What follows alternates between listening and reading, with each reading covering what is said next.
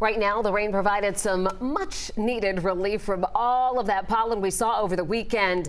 The Atlanta Allergy and Asthma Center recorded the highest pollen count in the city's history over the weekend, but the relief is not going to last forever. 11 Alive's Joe Ripley explains why you may be sneezing just a little bit more this spring. Rain means relief for those dealing with all that pesky pollen. It could be nasal congestion, a runny nose, itchy, watery eyes, sneezing, postnasal drip, sinus pain and pressure.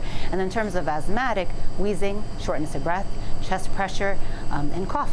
Dr. Mary Georgie at the Atlanta Allergy and Asthma Center knows the symptoms that can ruin any spring day. The center measures the pollen count every day. And on Saturday, Atlanta recorded an all-time high 14,801 pollen grains per cubic meter of air. There are variables that contributed to this, one being the relatively high temperatures, relatively low humidity, a light breeze, and we didn't have rain for a while. Doctors say the relief from all this pollen is only as temporary as these passing showers, with the peak of pollen season coming as late as mid-April.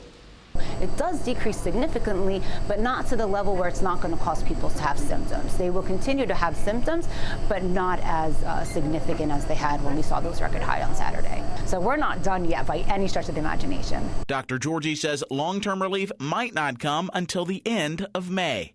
In Marietta, Joe Ripley, 11 Alive News.